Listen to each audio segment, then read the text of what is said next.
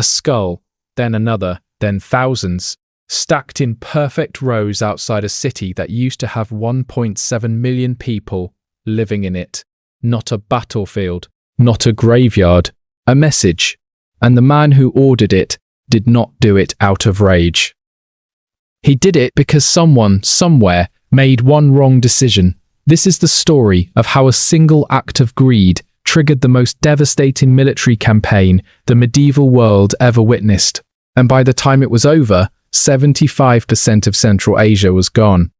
The year is 1218. The Khwarazmian Empire stretches from the Aral Sea to the Persian Gulf. Sultan Muhammad II commands over 400,000 soldiers and calls himself the shadow of God on earth. Nobody in the Western world is challenging that title. From the east, a caravan arrives. 450 merchants, camels loaded with gold, Chinese silk, silver, musk, and fine textiles, traveling under the personal royal seal of a ruler most of the world has never heard of. The message attached is simple and respectful. Let there be trade between us. Let there be friendship. Sultan Muhammad had a choice most rulers would have celebrated.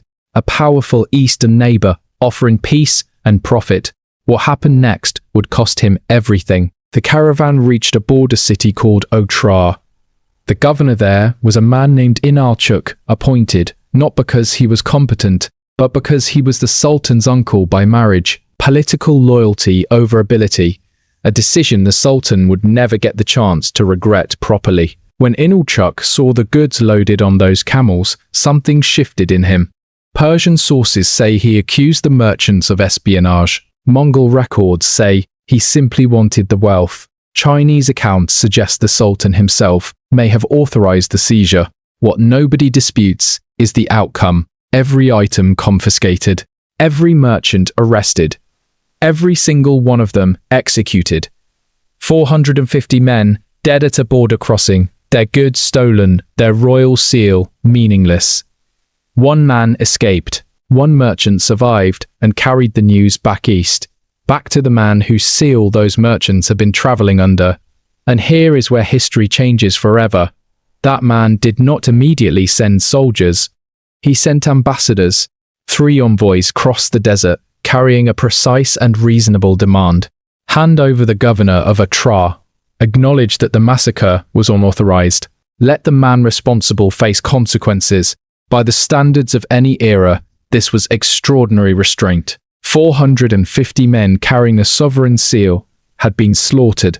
In steppe law, merchants and ambassadors, under a ruler's protection, were untouchable. Their murder was already an act of war, but an alternative was being offered. One man, one governor. Give him up and keep the empire. Sultan Muhammad received those ambassadors at his court. He looked at the demand, he thought about it. Then he had the lead ambassador executed. The remaining envoys he mutilated. Their beards burned, their heads shaved. Among Mongol and Turkic peoples, this was not merely an insult. It was a declaration of subjugation, a deliberate humiliation designed to be seen. Then he sent them walking back across the desert. When those envoys arrived at the eastern court, the entire camp saw what had been done to them. The burned faces, the shaved heads, the humiliation made visible to thousands of eyes. The man who received them climbed a hill alone. He stayed there 3 days. He spoke to no one. When he came back down, he said, "One thing, it is decided, that man was Genghis Khan." Before this story gets darker, and it will get significantly darker, you are watching Shadow History. We tell the stories that most channels skip. We do not sanitize. We do not simplify. And we are just getting started. Now understand who the Sultan had just provoked, not as background information, but as a genuine threat assessment. By 1218, Genghis Khan had already accomplished something no one on the steppe had ever done. He had unified the Mongol tribes, not through inheritance or wealth, but through 2 decades of war, survival, and an almost impossible personal story. His birth name was Temujin. His father was poisoned by rival Tatars when Temujin was 9 years old. His own clan abandoned his family afterward. His older half-brother hoarded food, to starve them. Temujin killed him with an arrow. He was perhaps 12 years old. He was later captured by a rival tribe and held prisoner with a wooden restraint locked around his neck. He escaped at night, submerging himself in a frozen river and lying still with only his face above the waterline until his pursuers passed overhead and moved on. By 30, he had built a coalition through personal loyalty, strategic alliances, and one revolutionary idea. He promoted men based on ability, not bloodline. In steppe politics, this was almost unheard of. By 40, he had crushed every rival confederation on the Mongolian plateau. In 1206, a grand assembly declared him Genghis Khan, universal ruler. His army operated on a decimal structure, units of 10, 100, 1,000, 10,000. Officers earned their positions. Discipline was absolute. If one man in a squad of 10 deserted, all 10 were executed. Retreat without orders carried the same consequence. His cavalry could cover 60 miles a day for weeks at a stretch.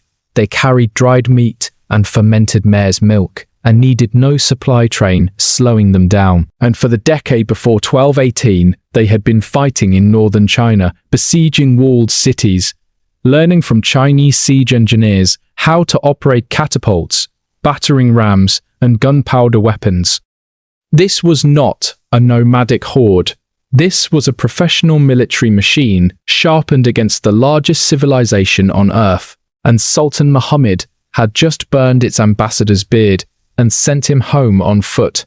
The Sultan knew war was coming. He had time to prepare. His strategy made sense on paper.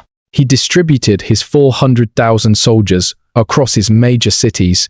Each garrison was large enough to withstand a siege, he believed. He would force the Mongols to fight on multiple fronts simultaneously, stretching their smaller force thin. It was a catastrophic mistake. Spreading 400,000 men across dozens of cities meant no single garrison could face the full Mongol army in open field. It meant no mobile reserve existed to reinforce cities under attack.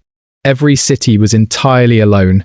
The Sultan had also spent years removing experienced commanders he did not trust, replacing them with politically loyal allies who had not fought a real engagement in years. He had publicly quarreled with his own mother, Turkin Khatun, who controlled the eastern provinces and maintained her own network of loyalists.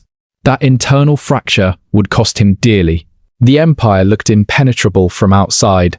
From inside, it was a Ruksha held together by money and fear, with cracks running through its foundation.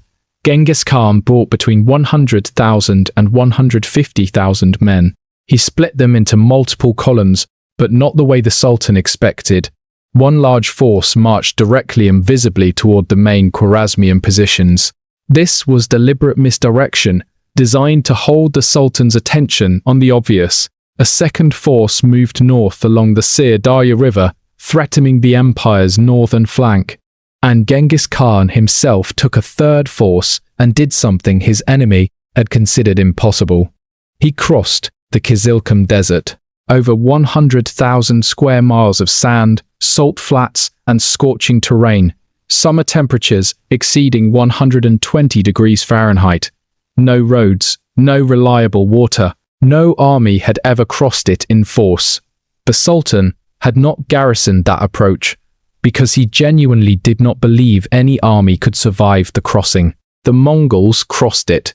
They emerged behind the Sultan's entire defensive line, deep inside territory the empire considered its protected interior. They appeared at Bukhara. Otrar fell first, after a 5-month siege. When the walls were breached, the garrison was eliminated.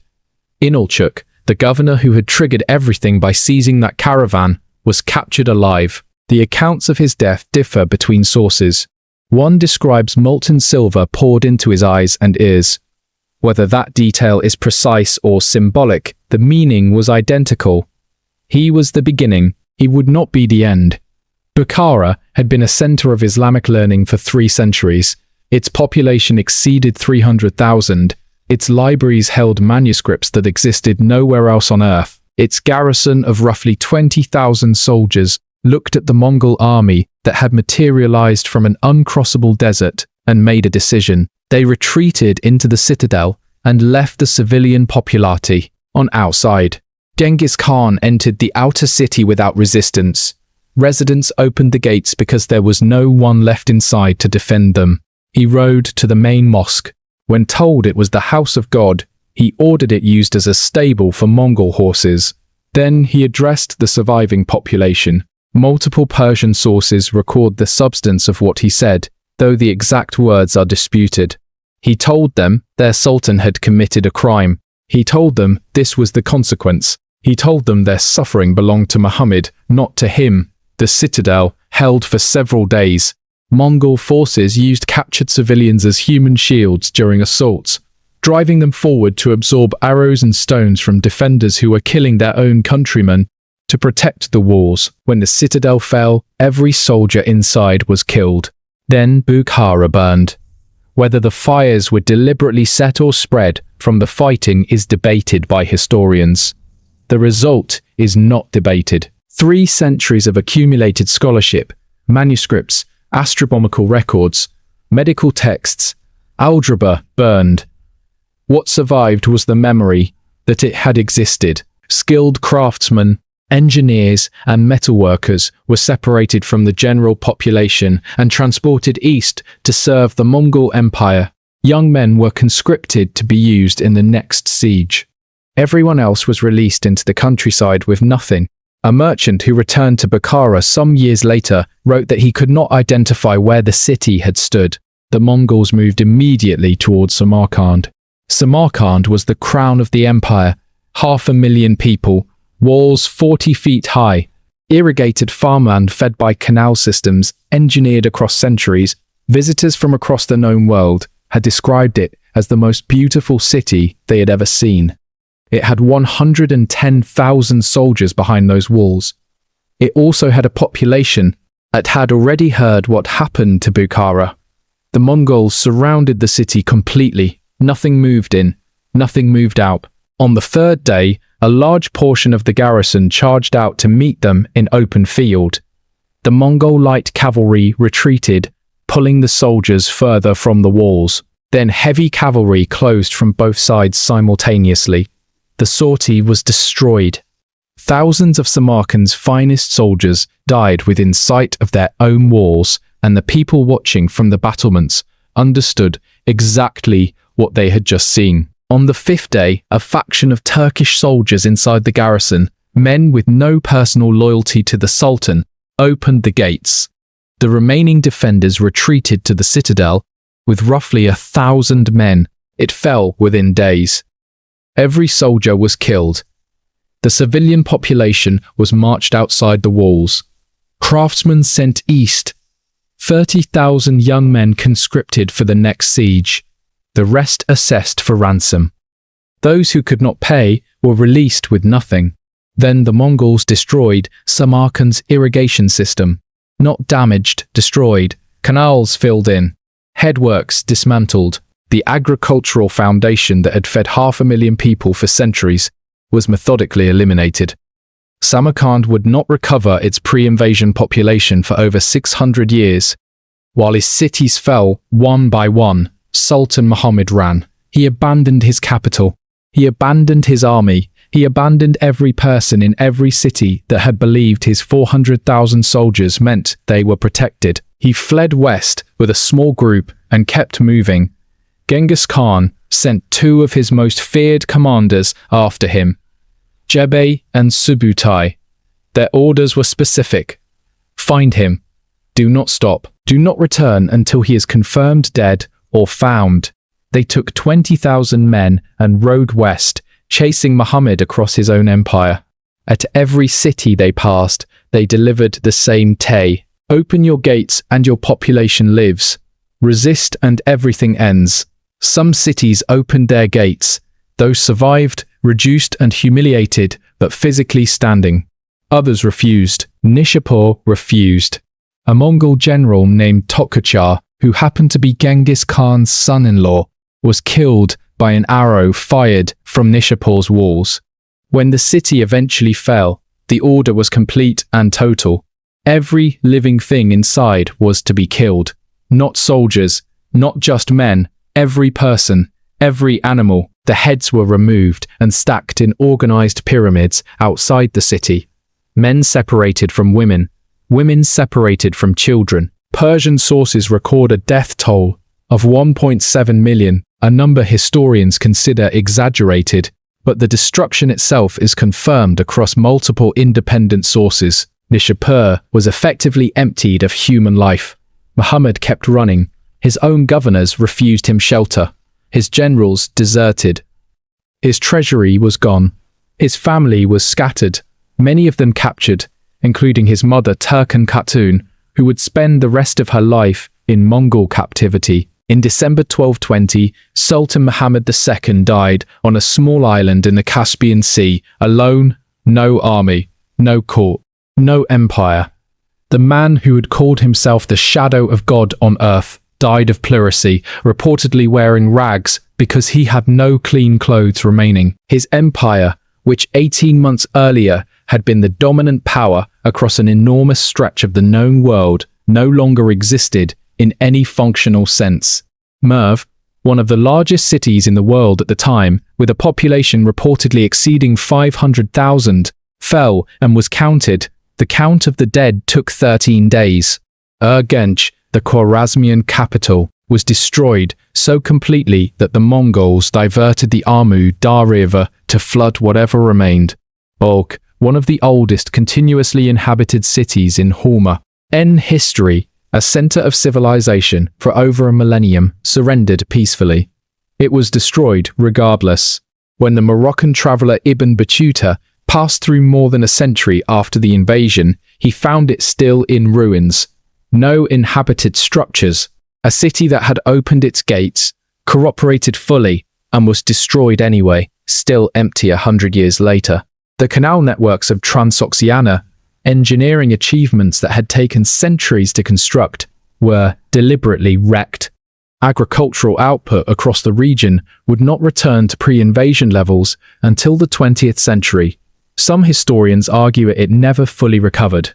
The total death toll from the Khwarazmian campaign alone is estimated between 10 and 15 million people in an era when the entire global population was roughly 400 million. The Mongol conquests as a whole, of which this campaign was the opening act, are estimated to have reduced world population by approximately 11%. The Khwarazmian Empire did not weaken, it did not fragment slowly, it was removed, and none of it was inevitable.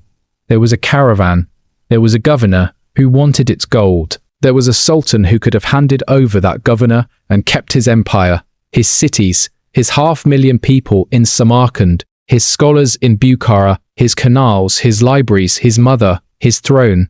He chose not to. He killed the men who came asking.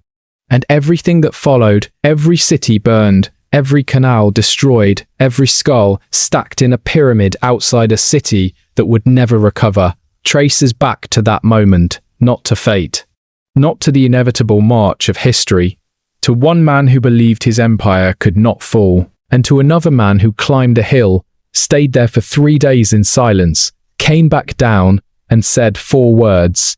It is decided, that is how empires end, not always in battles. Sommity, Mez in a single decision made in the wrong room by the wrong man at the worst possible moment. If history that actually matters is what you are looking for, you are already in the right place. Subscribe to Shadow History, because the past does not repeat itself, but it absolutely rhymes, and knowing the difference might be the most important thing you ever learn.